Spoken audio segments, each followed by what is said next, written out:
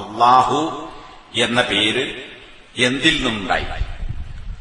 അതിലും വ്യത്യസ്തമായ അഭിപ്രായങ്ങൾ കാണാം. എന്നാൽ പല ആളുകളും സൂചിപ്പിച്ചിട്ടുള്ള ഒരു വാക്ക് അലിഹ. അലിഹ യഅ്ലഹു എന്നതിൽ നിന്ന് ഇലാഹ് എന്ന വാക്കുണ്ടായി. അലിഹ അഭയം തേടിച്ചെന്നു, പരിഭ്രമിച്ചു ചെന്നു എന്നാണ് അലിഹ എന്ന വാക്കിനർത്ഥം. അപ്പൊ ഇലാഹ് ഇപ്പൊ കത്തബ, കിതാബ്, ഫറഷ, ഫിറാഷ്, ബസത്ത, ബിസാത്ത് എന്നൊക്കെ പറയുന്ന പോലെ അലിഹ ഇലാഹ് എന്ന് പറഞ്ഞാൽ, അലിഹ എന്ന് പറഞ്ഞാൽ പരിഭ്രമിച്ചു ചെന്നു എന്നാണ്. തഹയ്യറ അല്ലെങ്കിൽ അഭയം തേടി ചെല്ലുക. ഒരാൾക്കൊരു പ്രയാസം ഉണ്ടാകുമ്പോ ആരുടെ അടുക്കിലേക്ക് അഭയം തേടി ചെല്ലുന്നുവോ അവനാണ് ഇലാഹ് എന്ന് പറയുന്നത്.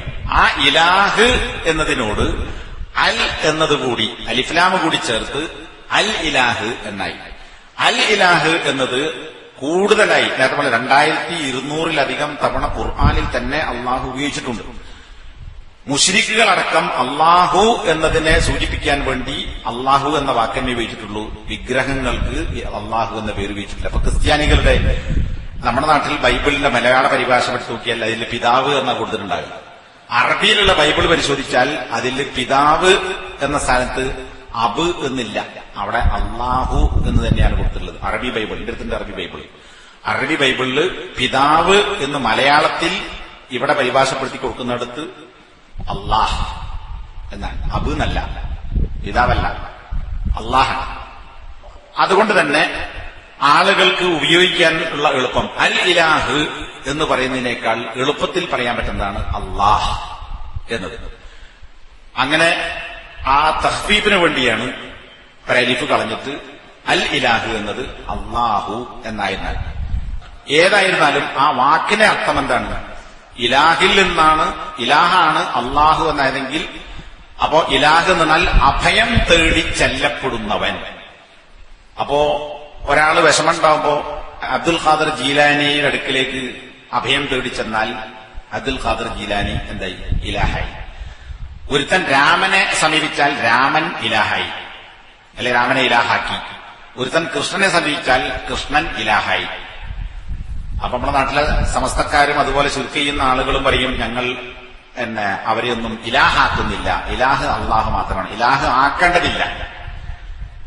ഈ വാക്കിനർത്ഥം മനസ്സിലാക്കിയാൽ പെട്ടെന്ന് മനസ്സിലാവും. ഇലാഹ് അഭയം തേടി ചെല്ലപ്പെടുന്നവൻ.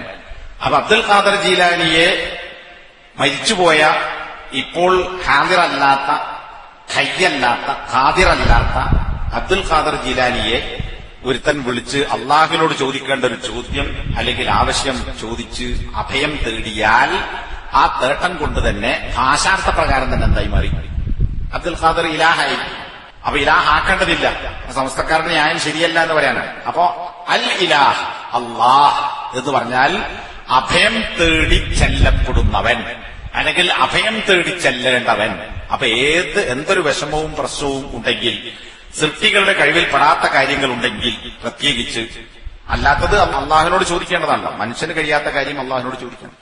അപ്പൊ അങ്ങനെയുള്ള വിഷയങ്ങളിൽ അഭയം തേടി ചെല്ലേണ്ടത് അതിനർഹതപ്പെട്ടവൻ ആര് മാത്രമാണ്? അള്ളാഹു മാത്രമാണ്. അതുകൊണ്ടാണ് അള്ളാഹു എന്ന് പറഞ്ഞാൽ ആരാധനക്കർഹൻ എന്ന് പറയുന്നത്. അപ്പൊ അതല്ലാത്തതിനെ സമീപിച്ചാൽ ആരെ സമീപിച്ചുവോ അവനെ ഇലാഹാക്കി. അപ്പൊ അത് ശിർക്കായി. അപ്പൊ ഈ പദത്തിന്റെ അസ്ല് അത് നമ്മൾ മനസ്സിലാക്കി വെക്കണം. എങ്ങനെ ഉണ്ടായി, അതിന്റെ അർത്ഥം എന്താണ്? ഇത് ഭാഷാ ഡിക്ഷണറികൾ പരിശോധിച്ചാലും തഫ്സീറുകൾ പരിശോധിച്ചാലും അഖീദന്റെ ഗ്രന്ഥങ്ങൾ പരിശോധിച്ചാലും ഒക്കെ നമുക്ക് കാണാം.